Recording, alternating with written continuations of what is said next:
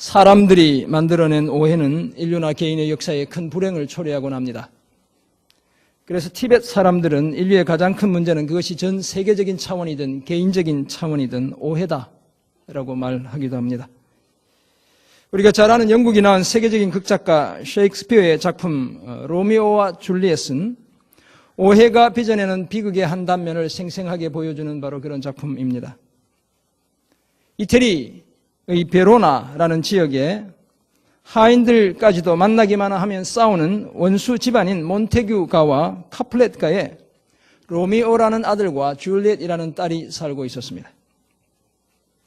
두 집안의 싸움을 중재하던 베로나의 에스카루스 왕자를 따라왔던 친척 페리스는 카플렛의 딸 줄리엣에게 마음이 끌려 청혼을 하기로 결심했습니다. 줄리엣의 아버지 카플렛은 이제 13살밖에 되지 않은 줄리엣의 나이가 너무 어려 망설였지만 그녀의 어머니는 딸의 의향을 알아볼 심상으로 날을 잡았습니다. 한편 사랑하는 여인 로잘린을 볼 수 없어 의기소침해 있던 로미오에게 한 친구가 오늘 밤 카플렛과 그 원수 집안에서 벌어지는 파티에 가면 연인 로잘린을 볼 수 있을지 모른다며 같이 가보자고 말했습니다. 서로 원수 집안이었기 때문에 몰래 그 집에 숨어 들어간 로미오는 발코니에 있던 줄리엣을 보고는 그만 한눈에 반해버렸습니다. 로미오의 끈질긴 구애와 청혼을 줄리엣이 마침내 받아들였고 수도사 로렌스에게 도움을 청해 둘은 결혼을 하기로 약속하고 헤어졌습니다. 그런데 그 다음 날 다시 거리에서 두 가문 사이에 큰 싸움이 벌어졌습니다. 몬테규가의 로미오는 자신의 친구 머큐시오가 카플렛가의 티발트에게 죽임을 당하자 격분한 나머지 줄리엣의 사촌이었던 이 티발트를 살해하고 말았습니다. 이로 인해 로미오는 베로나에서 추방을 당했고 줄리엣은 페리스와의 결혼을 강요당하고 있었습니다. 그때 줄리엣이 다시 수도사 로렌스를 찾아가 도움을 청했고 그가 지어준 먹으면 죽은 것처럼 보이는 약을 먹고 쓰러졌습니다. 그런데 이런 자세한 내막을 담은 로렌스의 편지가 수도사의 편지가 로미오에게 전달되지 않아 진짜 사랑하던 연인 줄리엣이 죽었다고 생각한 로미오는 즉시 베로나로 되돌아왔습니다. 로미오는 줄리엣의 무덤 앞에서 페리스와 결투를 벌여 그를 죽이고 그녀의 시신을 바라보며 슬픔에 잠겨 자신도 독약을 먹고 자살하고 말았습니다. 이제 잠에서 깬 줄리엣이 자기 옆에서 죽은 로미오를 보고 경악했고 로미오의 시체를 안고 오열하던 줄리엣도 로미오의 칼로 스스로 자기 목숨을 끊고 말았습니다. 우리가 잘 아는 로미오와 줄리엣의 스토리입니다. 이처럼 인간 관계 속의 오해는 개인과 가정의 파괴는 물론 때로는 교회와 국가의 파멸까지 불러오는 방아쇠와도 같은 것입니다. 그런데 하물며 하나님의 아들이신 예수님에 대한 오해는 과연 어떤 결과를 불러오겠습니까? 안타깝게도 사람들의 예수님에 대한 오해는 예수님이 살아계시던 2000년 전에도 그리고 오늘까지도 계속 이어지고 있습니다. 그때 사람들은 예수님을 제정신이 아닌 것으로 오해했고 귀신의 힘을 빌려 능력을 행한다고 오해했습니다. 한편 이 시대의 사람들은 예수님을 인간이 만들어낸 허구적 인물이라고 오해하고 예수님을 단지 가장 도덕적인 인간일 뿐이라고 오해하며 또한 예수님을 그저 종교심을 채워주는 대상일 뿐이라고 오해합니다. 그런 오해가 불러오는 비극은 더 이상 회복될 수 없는 개인의 파멸, 인류 전체의 커다란 불행이라고 말할 수 있습니다. 왜냐하면 그런 오해는 사람들을 단지 육체의 죽음을 넘어 영원히 하나님과 상관없는 더 이상 살 기회가 없는 죽음의 지배 아래 놓이게 하기 때문인 것입니다. 사랑하는 성도 여러분, 사람들의 이런 오해 속에서도 오늘 우리가 함께 묵상할 하나님의 말씀 마가복음 3장 20절에서 30절은 예수님이 정신 나간 분이거나 귀신의 힘을 빌려 귀신을 내쫓는 그런 분이 아니라고 말씀합니다. 우리의 구원자요 메시아이신 예수님은 그런 분이 아니라 저와 여러분을 위해 쉴 틈도 없이 일하시는 분이시며 하늘의 권세로 우리의 약함을 고쳐주시는 능력의 하나님이라고 말씀합니다. 이처럼 예수님에 대한 사람들의 오해와 진실을 함께 보여주는 오늘 본문을 통해 우리는 다음과 같은 몇 가지 사실을 발견하게 됩니다. 먼저 예수님의 친족들은 열심히 일하시는 예수님을 제정신이 아닌 상태로 오해했습니다. 예수님이 미친 사람이라고 오해했다는 것입니다. 둘째, 종교 지도자였던 서기관들은 악한 영에 사로잡힌 자들을 해방시키시는 예수님을 귀신 들린 사람으로 오해했습니다. 끝으로 사람들의 이런 오해에도 불구하고 예수님에 관한 진실이죠.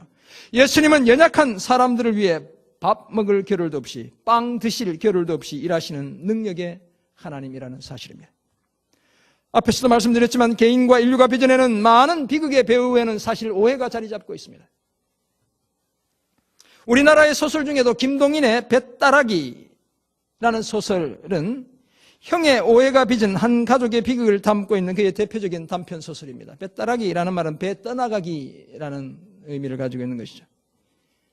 소설을 잠깐 소개하면 미인에다가 성격마저 밝은 아내를 평소에도 의심하던 형, 그러니까 의처증을 가지고 있던 형은 자기 동생까지도 의심하게 되었습니다. 하루는 방 안에 들어온 쥐를 잡느라 옷 매무새가 흐트러진 아내와 동생을 형이 보게 되었고, 두 사람이 작당을 하여 딴일을 벌인다라고 오해했습니다. 화를 참지 못한 형은 아내와 동생을 심하게 구타했습니다. 소설입니다. 제가 늘 얘기하지만 실제가 아니고 소설. 남편으로부터 그런 어처구니 없는 오해를 받은 아내는 다음날 아침 바닷가에서 시체로 발견되었습니다. 동생도 그 충격을 이기지 못한 채 집을 나가 자취를 감춰버렸습니다. 자신의 오해와 착각 때문에 그런 사단이, 그런 불행이 집안에 벌어진 것을 알게 된 형은 뒤늦게야 뉘우쳤고 집 나간 동생을 찾아 노를 저으며 뱃따라기를 불렀던 것입니다. 그런데 창조 이후에 타락한 인류가 범했던 가장 큰 오해가 바로 예수님에 관한 오해입니다. 인류는 예수님에 대한 이런 오해 속에서 죄와 사망을 향해 폭주하는 기관차처럼 최후의 날을 향해 달려가고 있는 것입니다. 사실 예수님에 대한 오해는 어제 오늘의 문제만은 결코 아닙니다. 예수님이 이 땅에 계실 때부터 계속되었던 문제인 것입니다. 그리고 안타깝게도 그 오해는 오늘 소위 예수를 믿는다고 말하는 저와 여러분 안에도 존재하고 있습니다. 오늘 보면 마가복음 3장 20절에서 30절은 하나님의 아들이자 인류의 구원자이신 예수님에 대한 사람들의 오해가 어떤 것이었는지를 잘 보여줍니다. 먼저 예수님의 친척들의 오해입니다. 그들은 열심히 일하시는 예수님을 정신 나간 사람으로 오해했습니다. 예수님이 미쳤다는 것입니다. 미친 사람이라는 것입니다.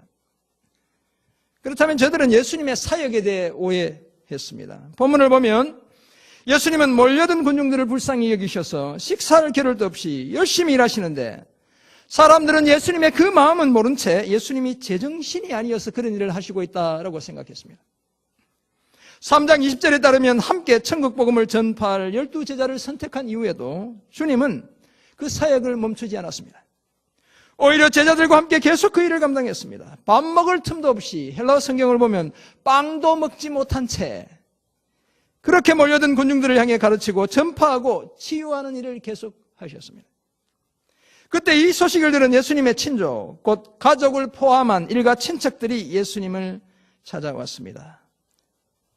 그런데 그들이 예수님이 참 바쁘니까 우리가 가서 도와주자 이렇게 해서 찾아온 것이 아니라 예수님의 수고를 덜어드리기 위해 찾아온 것이 아니라 예수님을 붙들기 위해 왔다라고 이야기하고 있습니다.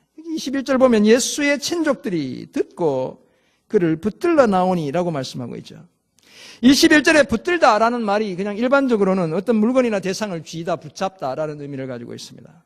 그렇지만 오늘 본문에서는 감금하다, 가두어두다, 체포하다 라는 보다 적극적인 의미를 나타내고 있습니다. 그렇다면 예수님이 아예 그런 일을 하시지 못하도록 가두어두기 위해 예수님의 사역의 현장으로 친족들이 찾아왔던 것입니다. 왜냐하면 친척들은 예수님이 제정신이 아니어서 21절 뒷부분에 나오지만 예수님이 미쳐서 그런 일을 하시고 있다고 생각했기 때문이었습니다. 예수님의 사역에 대해 엄청난 오해를 하고 있었던 것입니다. 의료시설이 열악했던 어린 시절, 시골에서 자랐던 분들 도회지는 어땠는지 모르겠어요. 제가 16살까지 시골에만 자라가지고.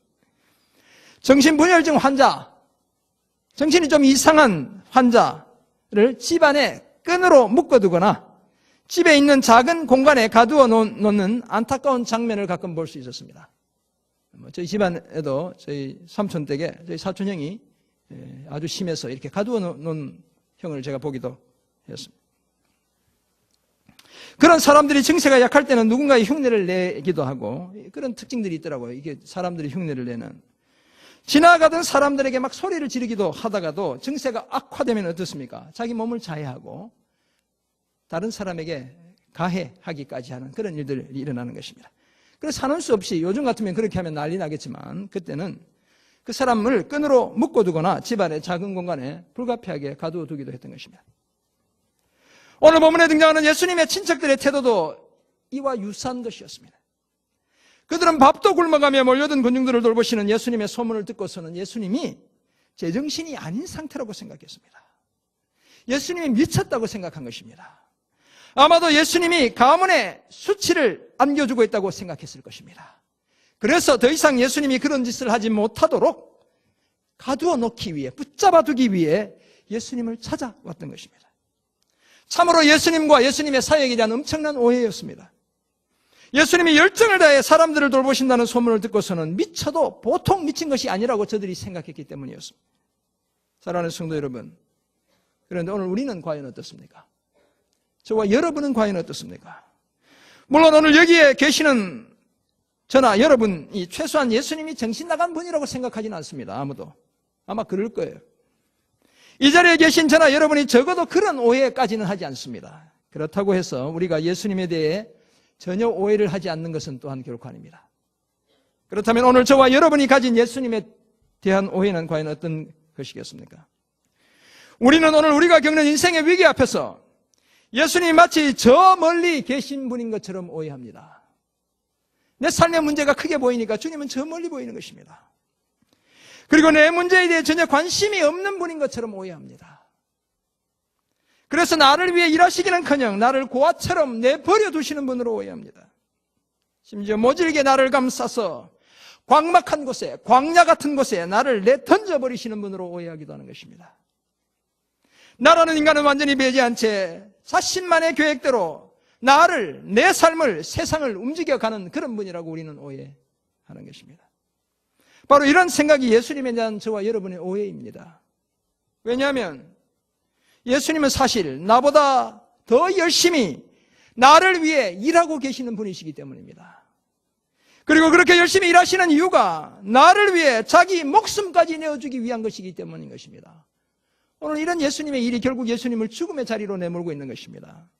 그러므로 더 이상 우리는 예수님이 내 일에, 내 계획에, 내 삶에, 우리 가정에, 우리 교회에 대해 무관심한 분이라는 그런 오해를 하지 않아야 하는 것입니다.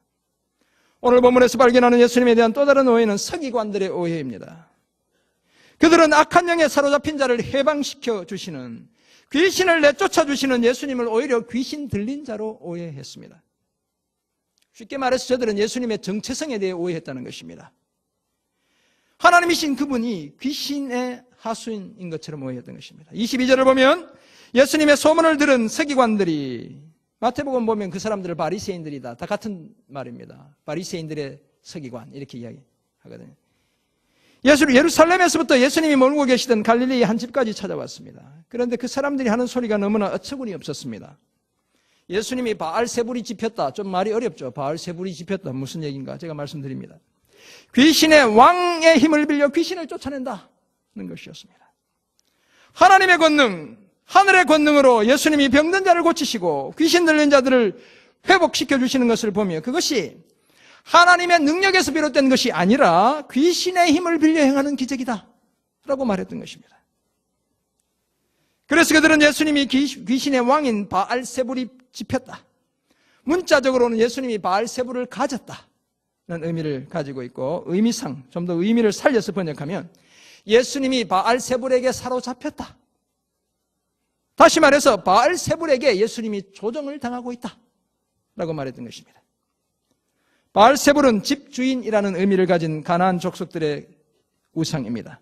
그리고 귀신의 우두머리인 사탄을 오늘 본문에서 지칭하는 것입니다. 그렇다면 예수님이 귀신의 왕인 사탄의 힘을 빌려 귀신의 쫄개들, 사탄의 쫄개들인 귀신을 쫓아내고 있다라고 말했던 것입니다. 사실 이것보다 예수님에 대한 더 큰 오해가 있을 수 없습니다. 왜냐하면 하나님의 아들이라는 정체성을 가진 예수님을 사탄의 하수인으로 여기고 있기 때문인 것입니다. 또한 사탄의 권세 아래 놓여 죄와 사망의 법에 지배를 받는 인류를 생명의 성령의 법 아래로 인도하시기 위해 오신 예수님에게 귀신의 능력을 힘입어 귀신을 쫓아낸다, 이런 말보다 더 큰 모독은 있을 수 없기 때문인 것입니다. 오해를 해도 엄청난 오해를 한 것입니다.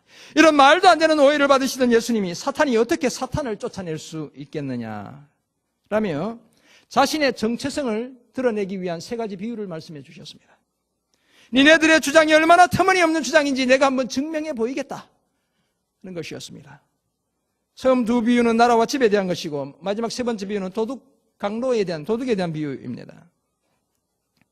만약 나라나 집이 스스로 분쟁하면, 곧 분열이 일어나면 이런 뜻입니다. 갈라지면 그 나라나 집이 제대로 설 수 없듯이 사탄이라고 해서 스스로를 거역해서 자기 안에서 분쟁이 일어나면 결코 제대로 설 수 없다는 것입니다. 사탄도 이렇게 싸워서 갈라지는 그런 무리들이 아니라는 것입니다. 또 다른 비유는 강도질에 관한 비유입니다. 아무런 대비도 없는 빈집을 터는 경우도 아니고 도둑이 들어올까 봐 눈을 부릅뜨고 노심초사하며 지키는 힘센 사람이 살고 있는 집에 들어가 도둑질을 하려고 한다면 그 사람을 결박하고서야, 힘센 사람을 제압하고서야, 주인을 제압하고서야 세간 곧 소유물을 훔쳐올 수 있지, 그렇지 않고서는 불가능하다는 것입니다. 지키고 있는 힘센 사람이 누구를 지칭하는 것이겠습니까? 사탄을 지칭하는 것이에요. 도둑질 해오는 사람이 누구겠어요? 예수님을 지칭하는데 예수님이 도둑님이라는 그런 말이 아닙니다. 사탄이 붙들고 있는 세간, 그것은 바로 우리 연약한 인생을 이야기하는 것입니다. 그 사탄이 붙들고 있는 그 연약한 인생을 건져내기 위해 더 큰 힘을 가진 분이 가서 건져와야 하는데 그분이 바로 주님이라는 것입니다. 예수님이 다른 사람의 물건을 빼앗는 힘센 강도라는 말이 아닙니다. 자신이 힘센 사탄이 붙들고 있는 세간, 곧 죄인들과 병든 자들과 귀신 들린 자들을 구원해내시는 구원자라는 것입니다. 자신이 사탄보다 더 힘이 센 분, 곧 하늘의 권세를 사용하시는 능력의 하나님이다 라고 말씀하신 것입니다. 그런 자신이 어떻게 귀신의 우두머리인 바알세불의 힘을 빌려 귀신을 쫓아내겠느냐는 것이었습니다. 그리고 여기에 대해 그런 말을 하는 사람들을 향해 엄중하게 경고하셨습니다. 28절에서 30절이 바로 그 경고에 해당합니다. 예수님 자신 보고 더러운 귀신이 들렸다라고 말하는 사람은 용서받지 못할 죄를 짓는 것이다 라고 말합니다. 다시 말해서 하나님의 영, 곧 성령을 소유한 예수님을 보고 더러운 영을 가졌다라고 말하는 그런 사람의 죄는 용서받지 못한다는 것입니다. 물론 이것은 살아가면서 말이나 행동으로 한두 번 예수님을 부인하는 그런 죄를 두고 일컫는 것이 아닙니다. 습관적으로, 고의적으로, 지속적으로 예수님을 부인하는 바로 그런 죄를 일컫는 것입니다. 예수님은 이것을 성령을 모독하는 죄로 간주했고, 다른 모든 죄는 용서를 받되 성령을 모독하는 죄는 영원히 용서받지 못하고 따라서 영원한 죄가 된다 라고 말씀하고 있습니다. 누구든지 성령을 모독하는 자는 영원히 사하심을 얻지 못하고 영원한 죄가 되느니라 라고 말씀하고 있는 것입니다. 하나님의 아들이신 자신을 귀신과 한 통속으로 여기는 사람들이 받게 될 형벌의 엄중함을 말씀하셨던 것입니다. 예수님은 이 사실을 강조하기 위해 28절에서 내가 진실로 너희에게 이르노니 라고 말씀하고 있습니다. 여기에 사실 우리말은 내가 진실로라고 번역되어 있지만 헬라어 원형을 보면 진실로 내가 말한다 이렇게 되어 있습니다. 진실로 아멘이라는 말이 먼저 등장하고 있습니다. 우리가 주기도문 할 때 아멘을 앞에 합니까 뒤에 합니까? 아멘 하늘에 계신 아버지 이렇게 하지 않죠? 하늘에 계신 아버지 아멘. 통상 우리가 아멘은 뒤에 오는 것입니다. 근데 계시록 22장도 보면 그 문장 앞에 아멘이 처음에 등장해요. 아멘 주 예수여 오시옵소서. 뒤에 있는 내용을 강조하는 것입니다. 주님이 어서 오시도록 기대하는 그 간절한 마음을 담아 아멘을 먼저 하고 있는 것입니다. 오늘 본문에서도 예수님이 28절에 아멘 진실로 내가 너희에게 이르노니 라고 말씀하고 있는 것입니다. 그리고 무엇입니까? 이어지는 게 성령을 모독하는 죄, 주님을 부인하는 죄, 그 형벌이 엄중하다는 것입니다. 사랑하는 성도 여러분, 그렇다면 이 시대에 범람하는 예수님의 정체성에 대한 오해는 과연 무엇입니까? 어떤 것이겠습니까? 그것은 다름 아니라 대속의 제물로 십자가에서 돌아가신 예수님을, 저와 여러분의 죄를 속하기 위해 십자가에서 돌아가신 예수님을 그저 훌륭한 도덕 선생님, 박애주의자 중에 한 분으로 생각하는 것입니다. 그것이 바로 오해인 것이죠. 또한 그 예수님이 단지 마리아와 요셉 사이에 태어난 인간일 뿐이지 하나님의 아들은 결코 아니라고 주장하는 것입니다. 뿐만 아니라 예수님 외에도 하나님께 이르는 길이 있다고 주장하는 것입니다. 그래서 요즘은 여러분 절에 한번 가보세요. 절에 조계사에 이 성탄 트리가 준비되어 있어. 네. 예수님을 통하지 않고서도 구원에 이룰 수 있다고 외치는 것입니다. 딱 그런 종교 혼합주의 요소들이 다 들어와 있는 것입니다. 심하면 태초부터 하나님과 함께 계시던 그 예수님이 죽었고 아예 그 예수님이 존재하지도 않았다고 현대의 무신론자들은 말하고 있는 것입니다.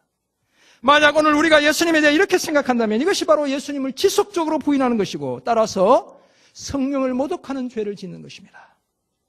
예수님의 하나님 되심을 부인하는 것, 예수님이 하늘의 권세로 우리를 죄와 사망에서 해방시키셨다는 사실을 부인하는 것, 이것이 바로 우리가 영원히 용서받지 못할 성령을 모독하는 죄에 해당하는 것입니다. 아무리 우리 삶이 힘들어도 이런 죄에 빠져들지 않도록 늘 영적으로 깨어있는 저와 여러분 모두가 되길 간절히 소원합니다. 사람들의 이런 오해에도 불구하고 오늘 본문에서 발견하는 분명한 진실은 예수님은 우리를 위해 하늘의 권세까지도 사용하시며 열심히 일해 주시는 분이라는 사실입니다. 사랑하는 성도 여러분, 예수님은 과연 어떤 분입니까? 예수님의 사역과 정체성에 관한 진실은 과연 무엇입니까? 먼저 예수님은 연약한 우리를 불쌍히 여기셔서 우리를 위해 쉬지 않고 일해 주시는 분입니다. 2000년 전 그때 예수님이 빵 한 조각 먹을 겨를도 없이 우리처럼 항상 거하게 차려놓고 밥 먹을 틈이 없었다는 것이 아닙니다. 빵 한 조각 먹을 겨를도 없이 열심히 일하셨던 이유가 있습니다. 왜냐하면 저와 여러분의 연약함을 동정하셨기 때문인 것입니다. 또한 우리 인생의 절박함을 다 이해하셨기 때문인 것입니다. 그래서 사실은 나보다 더 열심히 나를 위해 일해 주시는 분이 바로 우리가 믿는 예수님인 것입니다. 다시 일어설 힘조차 없어 아예 손을 놓고 있을 그때에도 우리를 위해 일해 주시는 분이 바로 우리가 믿는 예수 그리스도인 것입니다. 그렇다면 나보다 더 많은 수고의 땀을 흘려주시는 분이 바로 예수님입니다. 나의 실패와 좌절을 나보다 더 아파하시는 분이 바로 예수님인 것입니다. 내가 쏟아내는 눈물보다 더 많은 눈물을, 더 진한 눈물을 쏟으시며 나를 위해 기도해 주시는 분이 바로 내가 믿는 예수님인 것입니다. 심지어 이 예수님은 우리 모두가 이렇게 예배 자리 나와 쉬는 이 순간에도, 이 안식일에도 저와 여러분을 위해 일해 주시는 분입니다. 그래서 38년간 병으로 누워 고생하는 한 사람을 안식일에 고쳐주시는 것을 보고 안식일을 범한다고 비난하던 바리새인과 서기관들을 향해 예수님이 뭐라고 얘기하셨습니까? 내 아버지께서 이제까지 일하시니 나도 일한다. 내 아버지께서 안식일인 지금도 일하시니 나도 지금 일한다. 저와 여러분을 위해 일한다는 것입니다. 사랑하는 성도 여러분, 이토록 우리를 위해 일하시는 예수님 때문에 우리는 솔로몬의 시로 알려진 시편 127편 1절과 2절을 따라 이렇게 고백할 수 있습니다. 여호와께서 집을 세우지 아니하시면 세우는 자의 수고가 떼며 여호와께서 성을 지키지 아니하시면 파수꾼의 깨어있음이 헛사로다. 너희가 일찍 일어나고 늦게 누우며 수고의 떡을 먹으며 헛되도다. 그러므로 여호와께서 그 사랑하시는 자에게는 뭘 준다고요? 잠을 주시는도다. 예수님이, 하나님이 우리를 위해 일하시기에 우리의 집과 성이 무너지지 않는다는 것입니다. 뿐만 아니라 그 집과 그 성 안에서 편하고 달콤한 잠을 잘 수 있다고 노래하는 것입니다. 예수님의 사역과 정체성에 관한 두 번째 진실은 예수님은 우리를 죄와 사망에서 해방시키시기 위해 하늘의 권세를 사용하시는 능력의 하나님이라는 것입니다. 예수님은 결코 사탄의 힘으로 사탄의 지배를 받는 귀신 들린 자들을 고쳐주시는 그런 분이 아닙니다.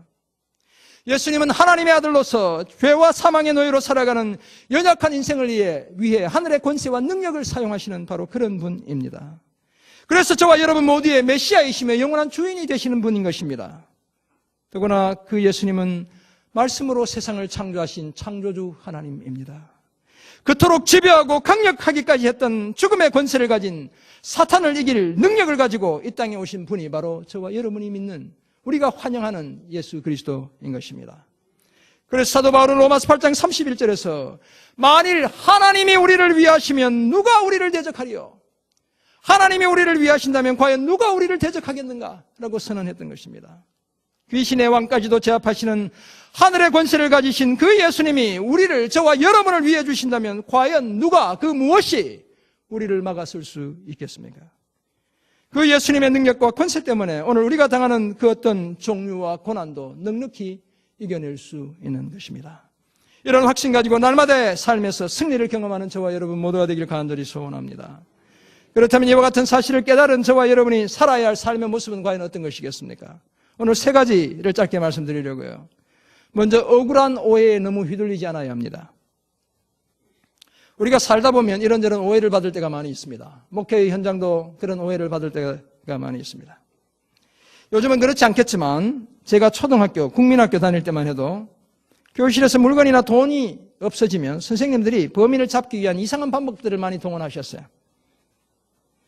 종이에 종이를 입에 물고 있으라고 얘기하는 선생님이 있었습니다. 그래서 종이가 떨어지면 범인이래나 어쨌거나.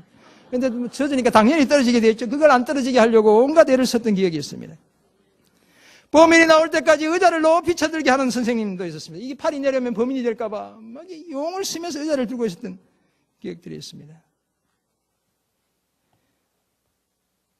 그런데 어느 날 제가 정말 도둑질을 하지 않았다면 너무 눈치를 볼 이유가 없다는 사실을 깨닫게 되었습니다.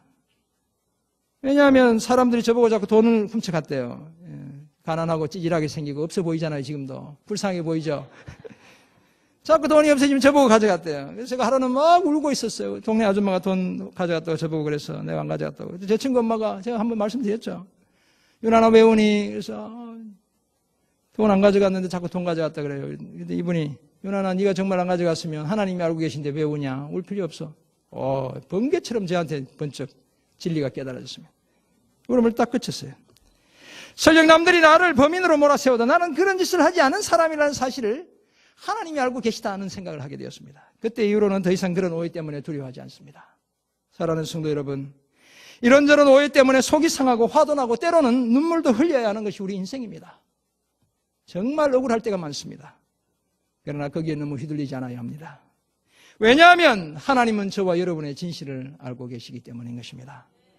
두 번째 적용점, 조급함을 버려야 합니다. 사랑하는 성도 여러분, 예수님이 우리를 위해 지금도 일하시고 계시다는 사실을 정말 믿는다면 전혀 변화가 없는 삶이 계속되는 중에도 너무 조급해하지 않아야 합니다.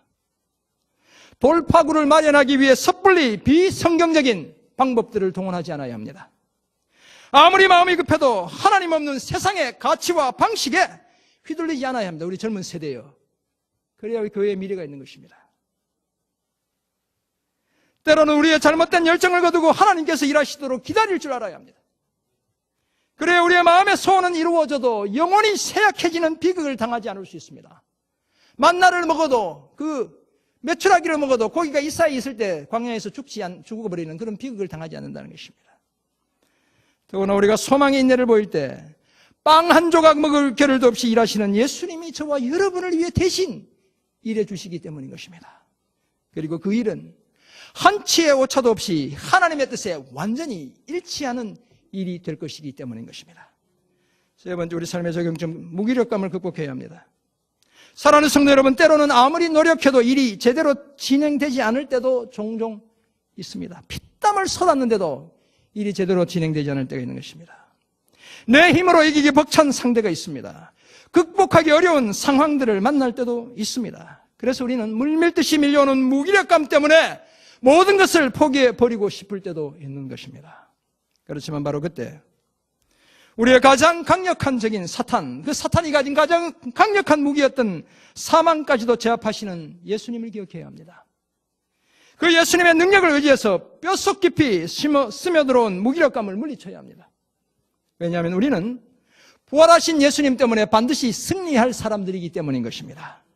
그 예수님이 저와 여러분의 장래를 확실하게 책임져 주시기 때문인 것입니다. 반드시 이 답답한 환경을 돌파하게 하시거나 아니면 끝까지 견딜 수 있는 힘을 주실 것이기 때문인 것입니다. 사랑하는 성도 여러분, 오해에서 비롯된 로미오와 줄리엣의 죽음은 그 자체로는 엄청난 비극이었습니다. 그러나 이들의 비극적인 죽음은 서로 마주칠 수 없는 기차 선로처럼 달려가던 두 집안, 원수 집안 몬테규가와 카플렛가의 화해를 불러왔습니다. 셰익스피어의 4대 비극 작품 햄릿, 맥베드, 리어 왕 오델로들과는 달리 로미오와 줄리엣은 해피엔딩, 행복한 결말로 그 대단원의 막을 내리고 있습니다. 그런데 문제는 사랑하는 여러분, 예수님에 대한 오해에서 비롯되는 비극은 해피엔딩의 행복한 결말의 가능성이 전혀 없다는 데 있습니다. 왜냐하면 나를 위해 일하시는 예수님을 바라보며 제정신이 아니다, 나의 약함을 고쳐주시는 그분을 보며 귀신의 능력으로 나를 고친다라고 지속적으로 오해한다면 그 오해가 빚어내는 열매는 영원한 죽음, 분이기 때문인 것입니다. 사랑하는 성도 여러분, 오늘 저와 여러분에게 예수님은 과연 어떤 분입니까? 여러분이 생각하는 예수님에 관한 진실은 과연 무엇입니까? 예수님은 우리가 삶을 잠시 멈추고 하나님을 주목하는 지금 이 예배 시간에도 저와 여러분을 위해 일해 주시는 분입니다. 땅에 계실 때에 말할 수 없는 통곡과 눈물로 기도하셔서 하나님께 들으신 바 되었고, 지금도 하나님 보좌 우편에 계시면서 우리를 위해 기도해 주시고 있는 바로 그런 분인 것입니다. 뿐만 아니라 하늘의 권세로 우리를 죄와 죽음에서 해방시켜 주신 능력의 하나님이신 것입니다. 이 예수님을 기억하며 오해에 너무 쉽게 휘둘리지 않고 조급함과 인생의 무기력감도 극복하면서 우리의 삶의 자리, 우리의 가정과 우리의 학교와 우리의 직장과 우리의 교회가 예수님이 일하시는 자리, 예수님의 능력이 드러나는 자리가 되게 하는 저와 여러분 모두가 되길 주님의 이름으로 간절히 축원합니다. 아멘. 기도하겠습니다. 하나님 아버지, 오늘 우리에게 주신 귀한 말씀을 기억합니다. 하나님, 지금 이 순간에도 인생의 무거운 짐에 짓눌려 신음하며 주님 앞에 머리 숙인 하나님의 자녀들이 있습니까? 해결하지 못한 인생의 문제들 때문에 눈물을 흘리며 주님의 도움을 간절히 기다리는 하나님의 사람들이 있습니까? 연약한 육체 때문에 주님의 특별한 간섭을 기대하며 나온 하나님의 백성들이 있습니까?